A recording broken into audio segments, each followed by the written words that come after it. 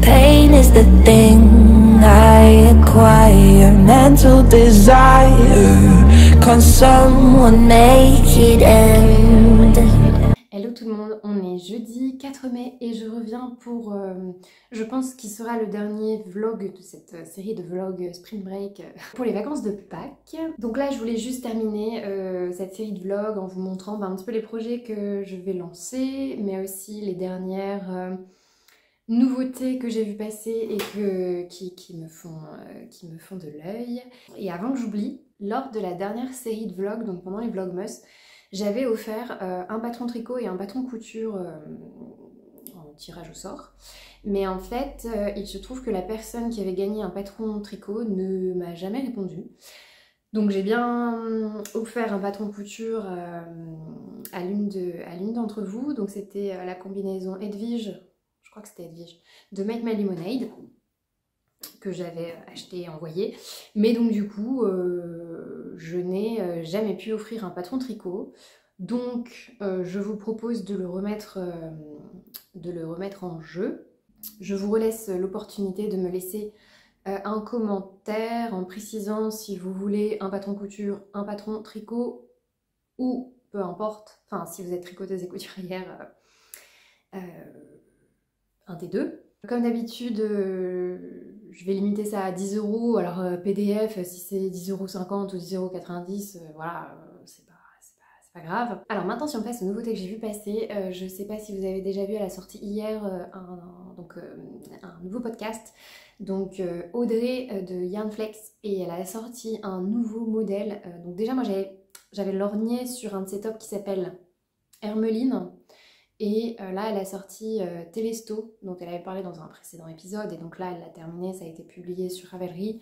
J'essaierai de vous insérer une photo, c'est vraiment un petit top d'été, hyper sympa, mais aussi raffiné, avec un motif de dentelle sur les épaules. Elle a proposé également dans son patron en fait des options, un peu comme en couture, mais ça se fait moins, j'ai l'impression, en tricot, mais c'est une catastrophe en fait, la lumière. Alors, comme d'habitude, j'aurais eu une... Je suis absolument pas maquillée, donc c'est vrai qu'avec la luminosité, on a l'impression que j'ai des... Enfin, je sais pas si on a l'impression aussi ce sont mes cernes, mais on est le matin, voilà. Donc elle propose le t-shirt à manches courtes ou alors le pull, et il y a deux profondeurs, il me semble. J'ai des bêtises de profondeur, je sais plus. Bon, en gros, il y a manche courte, manche longue, ou alors le corps droit ou le corps évasé. Et je vous invite à aller voir son podcast. Elle explique du coup, selon la version que vous faites, pourquoi privilégier tel type de forme de corps. Ou voilà. La seule chose qui m'embête, c'est un bien grand mot, c'est que j'ai pas tellement envie de le faire en col V. Donc je me demande si je pourrais pas mixer, soit si j'ai son top Hermeline, essayer de voir les deux patrons pour essayer en fait de transformer l'encolure V en encolure plutôt ronde.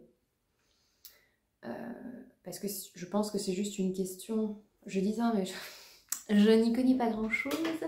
Je me demande si c'est pas juste une question de diminution, si vous diminuez fortement ça fait un V, et si vous diminuez et qu'en même temps vous tricotez, ça fait plutôt une encolure ronde.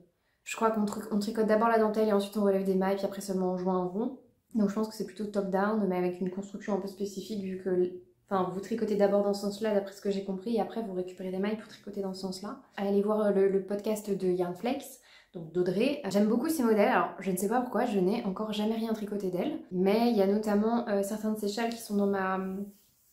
J'ai pas encore acheté, mais qui sont dans ma wishlist. Elle a des patrons de chaussettes très sympas, et quelques hauts qui me font de l'œil. Alors en fait, elle fait souvent des patrons quand même assez travaillés, assez avec de la texture.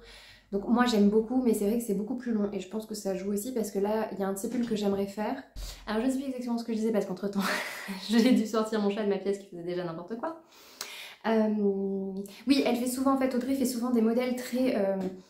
avec beaucoup de texture, donc soit de la dentelle, soit des noppes, des motifs, des choses comme ça.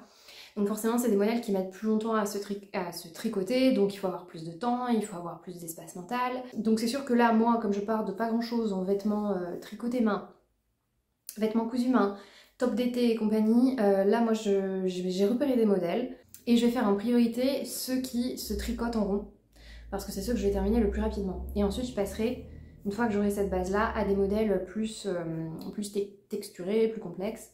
Mais il y a notamment 2 de ces pulls, dont j'ai oublié le nom, donc j'essaierai de vous remettre les photos. Il y en a un qui était dans un pom-pom ou un laine magazine, je sais plus. Et je pense que je ferai que la dentelle devant et derrière je ferai en jersey endroit. Parce que j'aime pas trop quand il y a des noppes et de la texture dans le dos, parce que si vous appuyez contre une chaise, vous sentez un peu cette texture, donc c'est pas un truc que j'aime forcément, puis comme ça me permettra de le tricoter plus vite. Et elle a aussi un autre pull d'été qu'elle avait sorti l'année dernière, si je dis pas de bêtises. Donc voilà pour le patron d'Audrey. La deuxième chose dont je voulais vous parler, c'est... Donc moi j'aime bien régulièrement, pour me remonter le moral, traîner sur des sites de laine, regarder les jolis coloris, parce que juste et regarder des podcasts tricot aussi, parce que voir des laines et voir des laines tricotées, il se passe un truc dans mon cerveau qui fait que ça me fait du bien. Donc je peux passer des heures à faire ça, et à imaginer des projets, ou à imaginer rien du tout, mais à me réjouir des coloris. Donc souvent en fait je me crée une bibliothèque mentale, je mets des trucs sur Pinterest, tout ça, et puis plus tard j'y reviens, et bon, voilà. Donc là par exemple j'ai déjà scanné des laines aussi, plutôt dans les tons caramel chocolat, enfin non pas chocolat, caramel enfin genre chocolat chaud, donc des tons marronnés mais un peu chauds, ou des coloris un peu genre biscuit, cannelle et compagnie, parce que c'est vous allez voir ça après. C'est le type de coloris que j'aime bien, mais qui en laine n'est pas si facile que ça à trouver. Et je suis tombée sur Woolbags. Je l'ai jamais acheté chez elle, mais j'ai vu qu'elle était aussi qu'elle va être à laine en or. Donc là, pour le moment, j'ai pas encore décidé si j'allais y aller, parce que bien sûr que j'aimerais y aller. Mais il y a plein d'exposantes que j'adore qui y seront. Et même si j'essaye d'être logique et de me dire qu'acheter de la laine, ça ne sert à rien tant que j'ai pas de projet, et puis moi, mon processus m'apporte plus de bonheur quand il y a un modèle et qu'ensuite je choisis la laine avec. Ça m'évite de me retrouver avec de la laine sans savoir quoi faire. Mais en même temps, je me dis, il y a peut-être des coloris sur lesquels je vais craquer, et puis voir les laines et les coloris en vrai, c'est quand même mieux. Mais je sais très bien que si je fais ça, je pense que je peux dire au revoir à mon compte en banque. Donc là, je suis encore en train de peser le pour et le contre, parce que j'ai déjà quand même acheté quelques... je vous montrerai après. J'avais passé une commande chez Rascol pour pouvoir justement crocheter, j'avais un petit peu de laine, enfin... Et donc là, non, c'est un peu le sentiment que j'ai trop dépensé, donc c'est un juste milieu entre genre j'ai envie d'y aller, mais en même temps est-ce que c'est raisonnable? Ça fait longtemps que ça m'était pas arrivé, mais en plus je me dis c'est un peu bête parce qu'il y a des mois où genre je mets de côté mes sous-plaisirs, et donc finalement j'achète pas, et donc enfin bon, voilà pour vous expliquer. Et donc chez Woolbags, alors comme j'ai pas vraiment vu ces laines en vrai, je sais pas trop, je me dis est-ce que c'est une bonne idée, mais elle a fait 2 clubs, mai et juin. Je sais pas, je vous avais dit là, je sors de ma zone de confort sans savoir pourquoi, mais les coloris, mais je sais pas, je me suis dit ça serait tellement beau en chaussettes. Alors elle fait des autorayantes et des laines à speckle en 50 et ou 100 grammes pour ces clubs, ce que je trouve pas mal, mais je me dis est-ce que je vais préférer les speckles ou est-ce que je vais préférer la laine autorayante, je sais pas. Par contre, alors je sais pas à quoi c'est dû, je sais pas si c'est courant dans les clubs à chaussettes, mais traditionnellement un écheveau, alors pas de laine autorayante mais de laine à speckle, sur une base normale, genre mérino de nylon, c'est un écheveau qui peut varier entre 22 et 24 euros, en tout cas en France. Et là, en fait, j'ai vu que son club 50 grammes est à 22 euros. Donc, je sais pas si c'est moi ou si c'est lié au travail sur les coloris, mais je trouve ça... Ouais, je sais pas, ça m'a un peu mis un coup d'arrêt, parce que vous imaginez du coup un écheveau de 100 grammes il reviendrait à je sais pas, à 44 euros. Alors là du coup les écheveaux de 100 grammes elle les fait dans les trentaines d'euros, 36 ou je sais plus exactement. Mais c'est vrai que j'ai été un peu genre, finalement c'est bête hein, parfois on est freiné par des... Mais je me suis dit, ben ouais mais du coup 22 euros c'est le prix d'un écheveau. Alors après je sais bien, c'est pas comparable, c'est pas les mêmes teinturières et tout. Mais donc du coup j'étais en mode est-ce que vraiment c'est raisonnable? Pour l'instant je sais pas trop, je sais qu'on peut commander et se faire livrer à laine en or en click and collect pour limiter les frais de port, mais en vous parlant de laine autorayante, je pense qu'aujourd'hui, alors aujourd'hui il fait genre mi-beau, mi-couvert, mais je pense que je vais quand même aller dehors, qui est à portée mon blouson d'hiver. Je vais me lancer dans... oula, ça fait hyper... Bon, ça fait hyper lumineux parce qu'en fait je suis en face de ma fenêtre. Je vais me lancer dans le tricot de chaussettes en laine autorayante. Donc ce sera la première fois que je tricote de la laine autorayante. Et mon contrastant, en fait, j'ai pris un crème, mais qui reprendra exactement le crème qu'il y a ici. J'ai trouvé du coup une vidéo de Sofiana, donc Sautricot. Et je pense que je vais suivre sa technique. Alors, j'ai jamais fait, donc il faut bien se lancer quelque part. Mais en fait, je préfère d'abord me lancer avec de la laine Répieuse. Donc là, c'était la collection Downtown. Et c'est le coloris Baker's Corner qui à un moment était en rupture de stock. Mais là, il est revenu. Alors, je me rappelle plus du prix, mais vu que j'ai qu'une pelote, ça revient moins cher qu'un écheveau de teinturière indépendante. Donc avant de tricoter les écheveaux de ma petite laine que je vous ai montré dans mon vlog précédent, donc si vous l'avez pas vu, je vous laisse aller revoir ce passage-là. C'était dans les achats, enfin les laines et compagnie, enfin laines et accessoires que je vous présentais à la fin de mon vlog. Donc c'était, je vous présentais 2 écheveaux que j'avais piqués à ma mère. Mais donc je préfère me lancer dans une chaussette qui va moins convenir sur une laine moins onéreuse, comme ça je serai moins déçue. Et en sachant que ce coloris-là, il existe encore, donc si jamais je suis pas totalement satisfaite, je pourrais toujours... Voilà, il faut faire pour apprendre, mais ça suppose aussi parfois de faire des erreurs ou de ne pas être totalement satisfaite. Donc je vais partir sur le tutoriel de Sofiana, qui est en ligne sur YouTube. Après apparemment elle a fait un bundle, enfin pas un bundle mais un e-book sur tricoter ses chaussettes quand on débute, qui a une quinzaine d'euros. Bon moi c'est vrai que j'ai déjà tricoté des chaussettes, donc pour l'instant je vais m'en passer, je vais me contenter de son tuto. Et donc elle commence, enfin on peut commencer soit par les côtes, soit par la pointe, peu importe. Après elle fait un tube. Donc moi souvent je dois monter 64 mailles, mais je vais essayer de faire ça. Je vais monter 64 mailles en 2,25 sur des mini circulaires. Vous tricotez un tube et ensuite après vous redécoupez votre chaussette en 2 et vous montez les talons après coup sur les 2 chaussettes. Et puis après vous avez une chaussette avec la pointe, une chaussette avec les côtes. Donc là vous avez les côtes, il faut remonter pour faire la pointe et vice versa.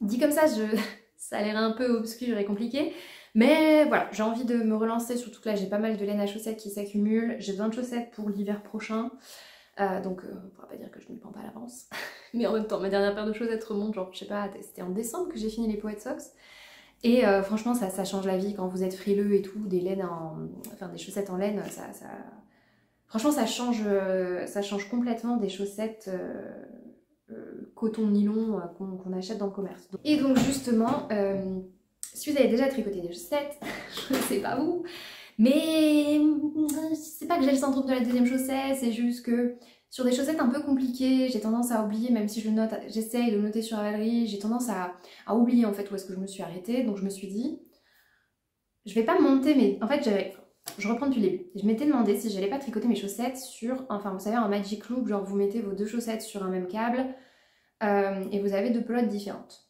Mais j'aime pas le magic loop et j'ai toujours, moi j'ai des échelles, j'ai essayé toutes les techniques, alors je dois probablement très mal m'y prendre et pas faire exactement ce qu'il faut. Mais à part sur de la grosse laine qui gonfle, j'ai toujours un petit décalage, même en alternant, tout ça, donc je préfère le mouvement fluide des mini circulaires. Après c'est pas fait pour tout le monde parce que ça peut faire mal aux mains. Mais par contre je me suis dit pourquoi, bon à part là parce que ça va être un seul tube qu'ensuite je vais redécouper, donc là j'aurais pas le problème, mais j'ai acheté, j'ai racheté des mini circulaires en 2,25 parce qu'en fait j'avais surtout des 2,5 mais à chaque fois ça me fait un tissu pas assez dense et donc mes chaussettes sont trop grandes. Et donc j'ai racheté des mini circulaires de 2,25 comme ça. La prochaine fois que j'ai une paire de chaussettes texturées, je vais faire bout par bout. Les côtes, le début du motif, le talon, comme ça mes 2 chaussettes elles avanceront en même temps et en fait dans ma tête ce sera clair sur ce que je viens de faire, donc au pire soit je reproduis les mêmes erreurs, soit je fais quelque chose d'à peu près correct, mais sur les deux chaussettes. Donc en passant ma commande chez Rascol, j'en ai profité pour acheter des aiguilles et je vais juste vous montrer un petit peu, j'avais acheté de la laine coton mérino que j'attendais de chez Katia. Donc je vais vous montrer, je vous donne un peu mon avis comme ça, un peu à chaud. Et après je vais juste vous montrer les tissus que je vais prochainement coudre. Je vous dis ça mais j'ai quasiment pas cousu de vacances. Alors autant les dernières vacances j'avais pas ma machine, ça me manquait de ouf. Maintenant que j'ai ma machine, genre j'ai un peu le luxe de me dire non mais je vais pas coudre. Alors je vous dis ça mais si j'ai fini une toile. Donc c'est les derniers trucs que je vais vous présenter. Alors la première chose, donc j'ai racheté, oui, oulala, c'est ça des aiguilles mini circulaires. Donc c'est vraiment, bon là vous avez le reflet, mais vous voyez c'est... En fait, je pense que vous voyez rien du tout. C'est vraiment tout petit, hein, c'est tout fin. J'en ai profité pour racheter aussi des 3,75 avec un câble pour faire le top d'atelier Émilie, pardon, donc le top Cadaqués, qui se fait en 2 types d'aiguilles. Ensuite, pour la laine, alors, mon chat là, j'avais posé mon carton, genre le temps d'installer un truc, et d'un seul coup j'entendais mon chat jouer avec je ne sais pas quoi, donc il m'a déjà défoncé la pelote. C'est Concept by Katia, coton mérino, et là moi c'est quasiment l'équivalent, je crois, d'une déca, c'est 100 mètres pour 50 grammes. Donc j'ai pris en fait un poids, enfin un rapport mètre-gramme, comme dans le patron d'atelier Émilie. Et alors je ne savais pas du tout, ça fait vraiment fluffiness. Et je savais pas, alors voilà, bah ça c'est l'endroit où mon chat a tiré les petits fils, mais en fait, je sais pas si vous allez voir parce que là je suis dans pareil l'autre sens donc ça zoome pas. En fait c'est un fil qui est un espèce de tube, donc il y a le coton, je suppose, et la laine qui ont été déjà un peu genre mis en tube. C'est pas juste filé ensemble, c'est vraiment d'abord comme si ça avait été retricoté en tricotant et après ensuite transformé en... En fait on dirait un mini high-cord transformé en pelote. Franchement, ça sent trop bon. C'est marrant la laine, je trouve ça a toujours un peu la même... J'adore l'odeur. D'ailleurs je devrais peut-être pas sniffer ça parce que ça se trouve c'était entreposé je sais pas où. Mais donc j'en ai pris 4 pour faire mon débardeur. Je sais pas trop à quoi m'attendre en tricotant, donc je vous tiendrai au courant au fur et à mesure. Moi j'ai pris la colorissant, donc c'est écru, et je les ai achetés sur Rascol puisqu'ils se trouvent sur Rascol. Ils n'ont pas toute la gamme, vous pouvez aussi acheter chez Katia, vous faire livrer en point relais, ou en magasin, ou en revendeur Katia. Et vous avez la liste sur le site.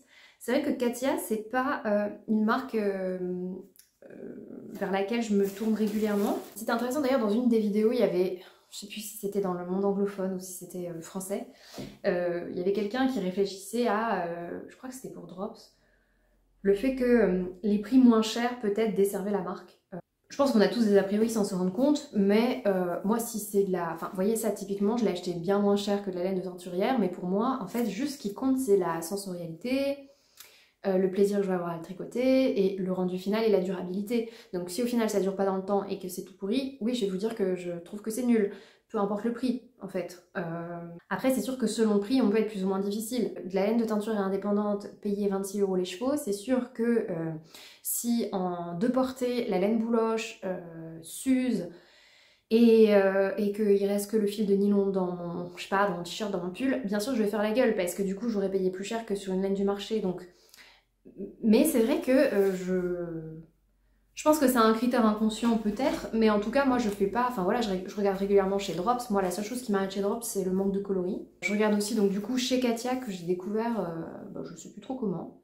Fil d'art, j'achète pas chez eux, j'achète que les modèles parce qu'en fait j'ai déjà vu leur laine en vrai dans, genre pas au BHV mais je sais plus quoi, avant il y avait, vous savez dans les grands magasins il y avait un rayon un peu genre enfin moi j'appelle ça de droguerie, mais c'est genre en mode avec de la laine, des perles, des trucs, enfin de mercerie et tout.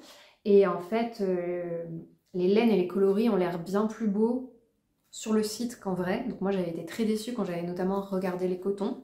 Je trouve que pour le même prix, ou voire moins cher, on trouve des cotons avec des coloris plus jolis et un fil beaucoup plus agréable. Par contre, il est vrai que chez Katia, selon l'étiquette, ça par contre moi j'ai remarqué que c'est un truc qui joue beaucoup.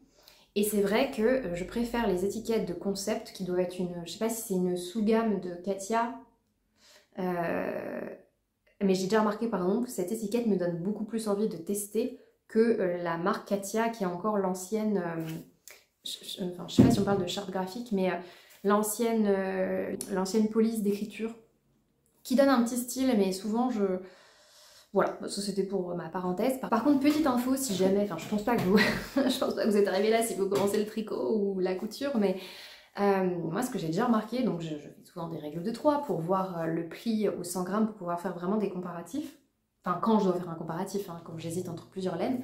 Parfois, acheter de la laine qu'on pense être de la laine moins chère, c'est pas forcément plus rentable parce qu'en fait, selon le conditionnement, en fait quand vous remettez tout sur 100 grammes, parfois la laine de teinturière indépendante revient moins cher. Je pense notamment à des marques comme Lang. Alors Fonty je le mets encore à part parce que c'est français et que il y a tout un processus de revalorisation du secteur du secteur textile en France, enfin voilà, le fait que ce soit filé en France, teint en France.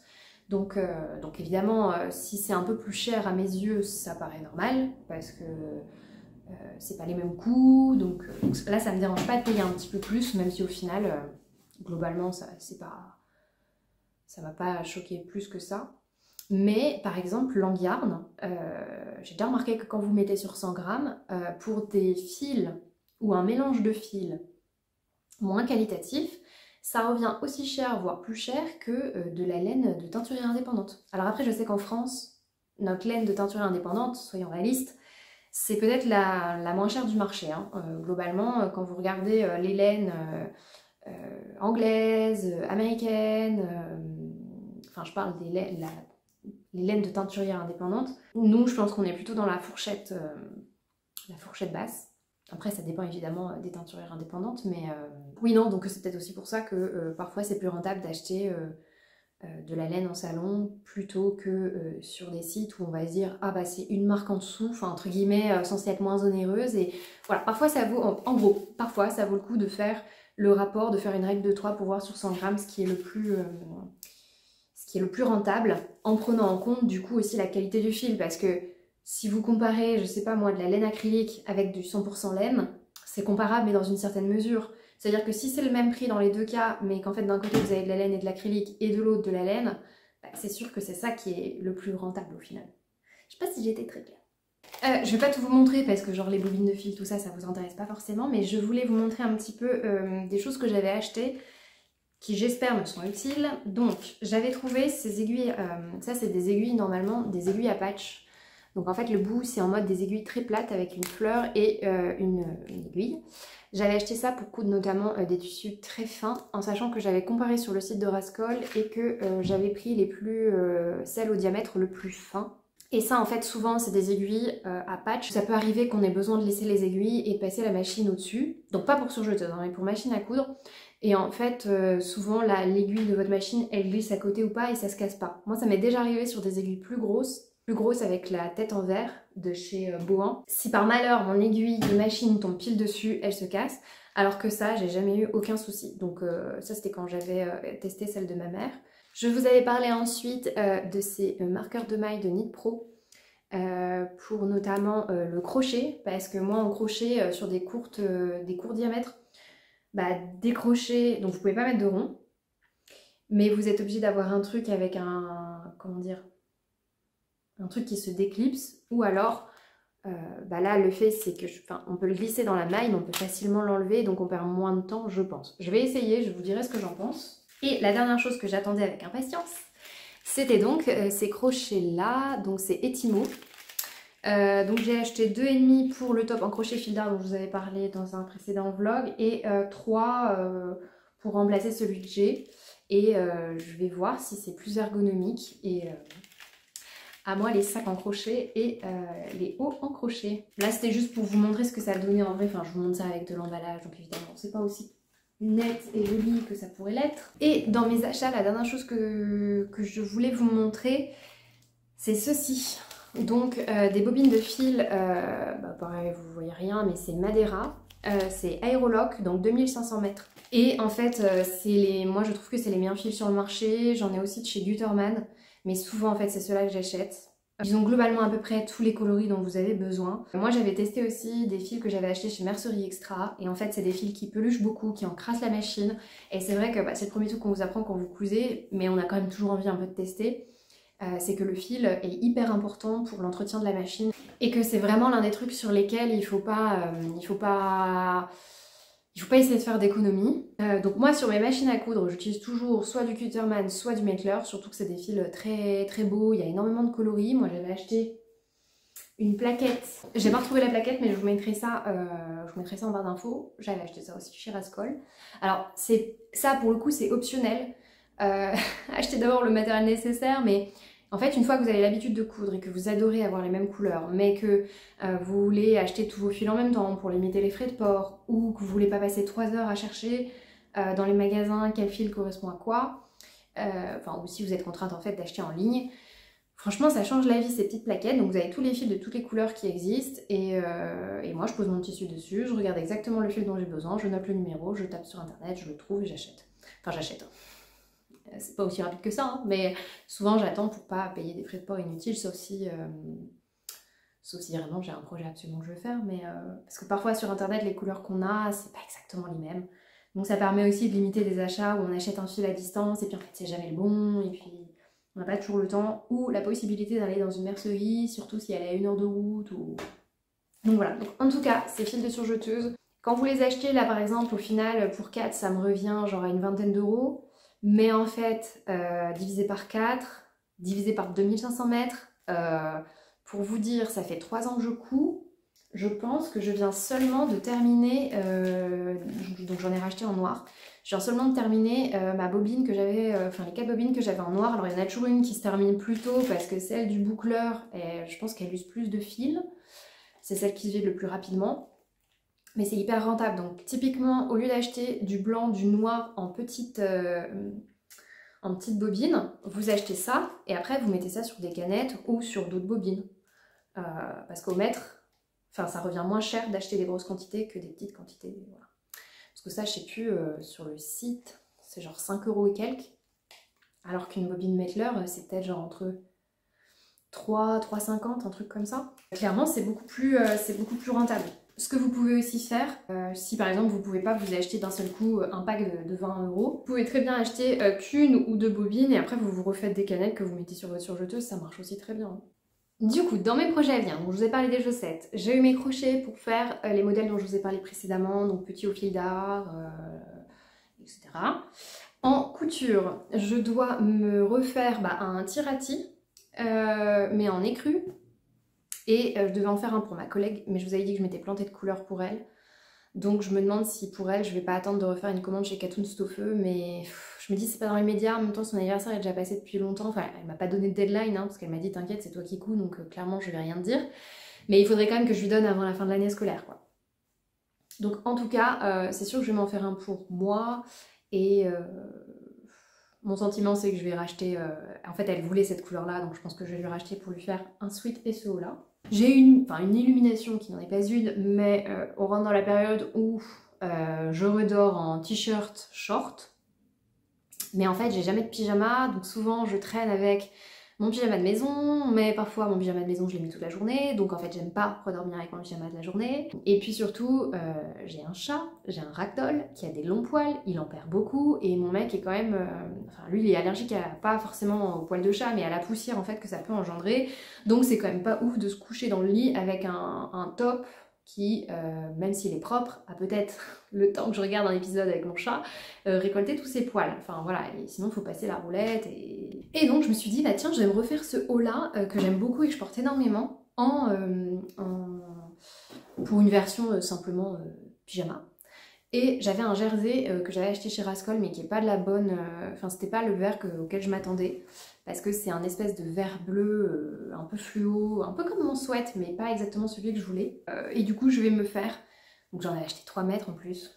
Donc je vais me faire un tirati en haut, peut-être même 2, comme ça j'aurai plusieurs pyjamas. Et je vais me refaire un short et un pantalon de pyjama. Parce qu'en fait, moi, je ne porte que du jersey pour dormir. Je trouve que c'est beaucoup plus agréable, donc en fait je vais me servir de ce coupon pour qu'il soit utilisé. Et donc pour vous montrer la différence de couleur dont je vous parlais la dernière fois, ça c'est le coloris frog. Donc là c'est plutôt un crêpe avec lequel je vais me faire soit une chemise liseron, soit ma blouse blondie dont je vous parlais. Je sais pas encore dans quoi je vais me lancer, peut-être plus la chemise liseron. Franchement c'est une matière, matière magnifique. Alors, il y a un tout petit peu de polyester dedans. Je vais voir ce que ça donne au porté. Sinon, il existait en voile de viscose, mais j'avais peur que ce soit un peu trop fin. Et avec, j'ai acheté les boutons.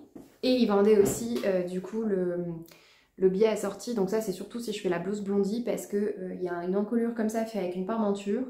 Je l'ai fait 2 fois, je trouve que ça fait pas net, ça fait pas propre. Donc la prochaine fois, je vais essayer de poser du biais. Et le dernier projet qui traîne, c'est le pantalon mascate de Belen Paris. J'ai fait cette version avec croisure en taille 38 et il y a aussi le short. Donc pour le short, je vais me servir de ce lin que j'avais acheté chez Sacré Coupon. voyez qu'on reste quand même dans... Moi voilà, ça c'est des coloris qui me vont bien, surtout en été pour le bas du corps. Là on dirait que ça fait malade et tout, mais dans la vraie vie, quand il y a les vraies couleurs, tout ça, ça me va. Et l'autre il n'est pas encore sec, mais je vais me faire un pantalon en lin viscose et donc j'ai terminé ma toile hier.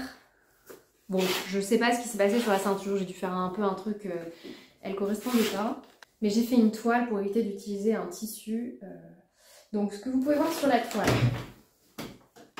c'est que moi j'ai fait la version avec croisure. Et ça c'est la longueur et la largeur des passants. Donc moi je vais changer les passants parce que j'aime pas du tout cette grosseur là. Une toile, enfin il n'y a rien de surjeté, hein, je fais pas les détails. Donc là j'ai fait ni les poches passe-poilées, rien du tout. Et ça permet de se rendre compte du montage et du fit. Donc j'ai pas fait non plus la version avec poche italienne pour gagner du temps. Et pour être honnête, je sais pas encore si dans ma version finale je vais faire les poches italiennes. Et ça m'a permis de me rendre compte de quelques petits détails, notamment le montage de la braguette. Enfin franchement, si vous êtes débutante, oubliez. Si vous êtes d'un niveau intermédiaire sans avoir fait de pantalon, oubliez. Et moi je vous conseille d'avoir fait quand même un certain nombre de pantalons pour la simple et bonne raison qu'il n'y a pas de tuto pour la braguette.